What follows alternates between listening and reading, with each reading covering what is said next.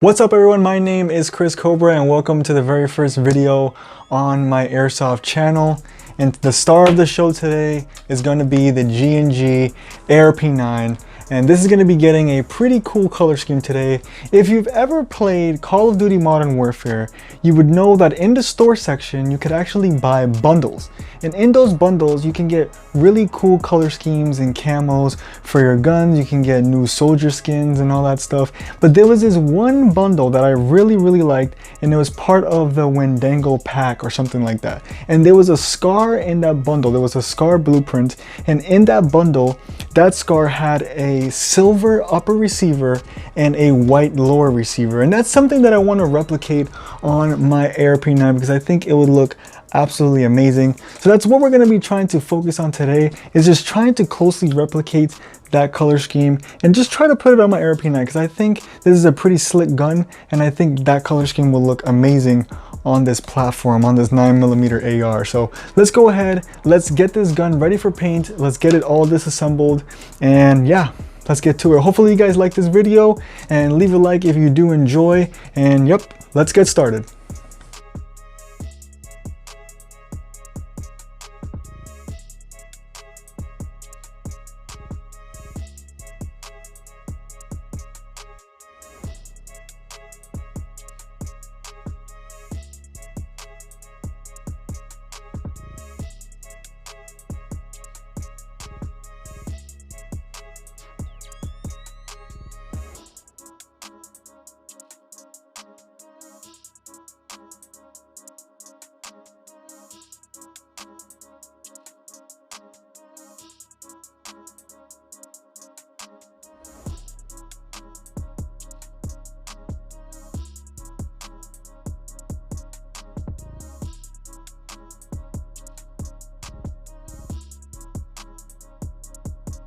Okay, so about an hour or two later, we have the entire gun disassembled to just the bare bones of the gun, pretty much just the shell of the gun.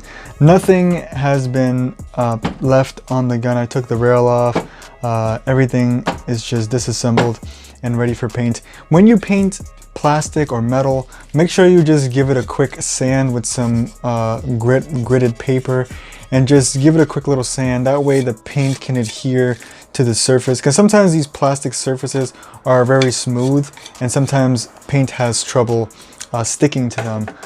Same thing I did with the rail. As you can see, I just completely sanded it off and was able to take that off. And same thing with the lower receiver. You can't really see it on camera, but I definitely did give it a quick little sand. The good thing about the ARP9 is that the plastic kind of has a bit of like a texture to it, like a tumbled texture to it. So paint should be able to grab onto the surface even if you didn't sand it. So I just sanded it anyways to give it some extra measure, but there is the lower receiver. And we're gonna have to paint these separately because the color scheme, the upper receiver is silver and then the lower receiver is going to be white. So we definitely have to, we can't paint this like this, we have to paint it separately.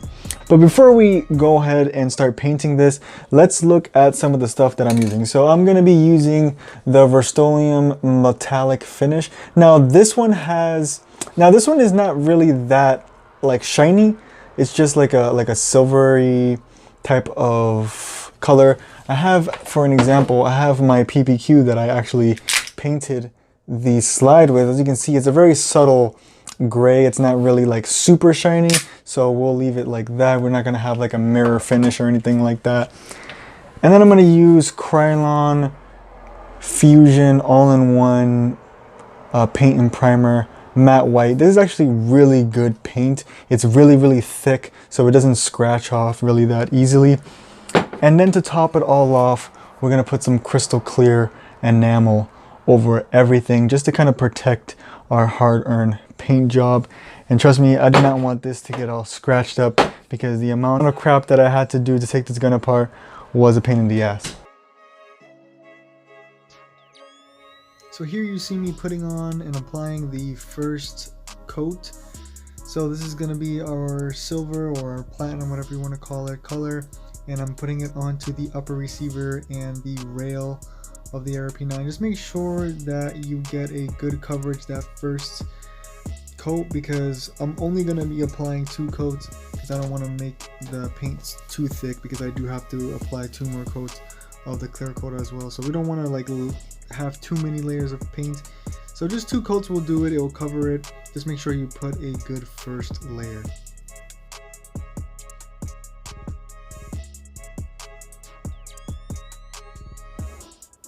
So just finished putting my first and second coat, and now I'm going to just finish off the rail with some clear coat. Make sure you don't overdo it with the clear coat because it does come on very thick. So you don't want to get any like drips and stuff like that, because then the paint will start to look pretty weird. So just try and get some even coats, but don't overdo it with that clear coat. I put on 2 coats of clear and that should do it.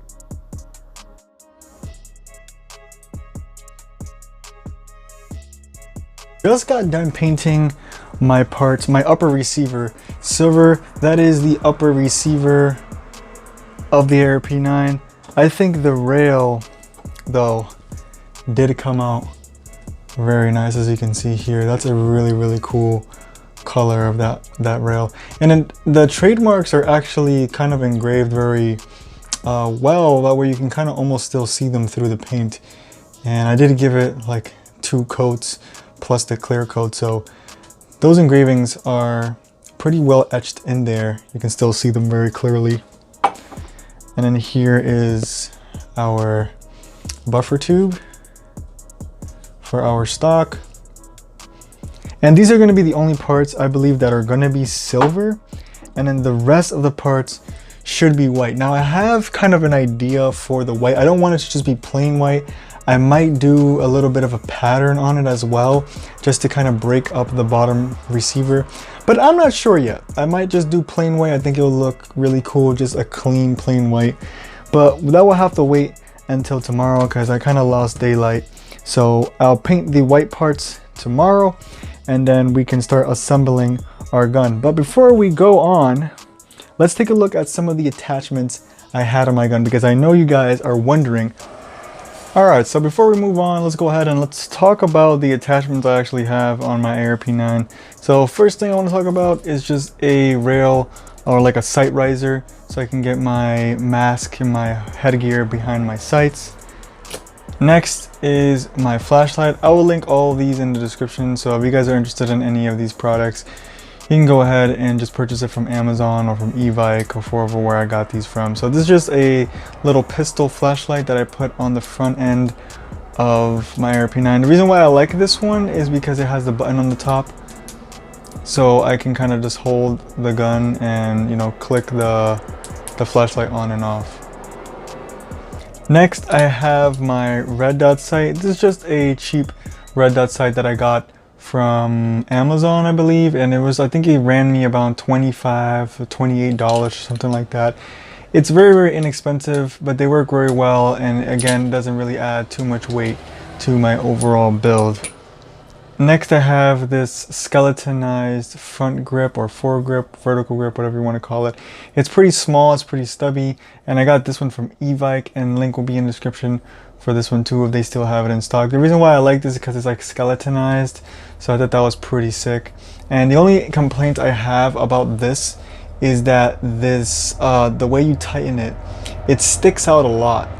Gun on my right hand, of course, so I'm gripping it the front of the gun with my left, so it doesn't really bother me. But as soon as I switch to my offhand, as you can see, you know, that kind of sticks you in your, so you can't really grab it how you grab the right side, which is kind of annoying. So I kind of have to either maneuver my hand underneath it or find another way to grab it when I switch to my offhand, but it's just kind of a nuisance, but it's whatever. I think the looks kind of make up for it, and it's also pretty light because it's skeletonized. And then the last thing is my Noveske blue flash hider or tracer unit slash amplifier. So this actually amplifies and has a tracer unit installed, and this is really cool. This is on Evike. I got this one on Evike as well, and I have their non-tracer unit amplifier that's really loud, and I actually had it on my AIRSOFT before I put this one on it, but then I realized that they had a tracer unit and an amplifier, and I was like, man, this is pretty cool. It obviously doesn't amplify as much as the one that's just an amplifier does, but it's also pretty cool. So you turn it on right here, so you can see now it's blinking. You turn it off, you just press it again and it'll stop blinking. And then in order to charge it, you just open up here and then your internals slide out, and then you can charge right here, and then you can kind of see your LEDs and stuff like that inside. The funny thing about this tracer unit is that I don't know if you can tell, but the internals are held together by tape, which I think is pretty hilarious considering that this flash, well, I keep calling it flash hider, this tracer unit is not, it wasn't really cheap. So the fact that it's held together by tape, I just find it kind of funny. I mean, it works. It's not the prettiest thing in the world, but it works. So I'm not really complaining. I really recommend this tracer unit. It's pretty cool, and especially it looks really great on the ARP9 since, you know, it's a fun little gun to have. So the tracer unit is pretty cool. All these will be linked in the description for you guys to purchase it if you're interested. Now let's get back to painting the gun.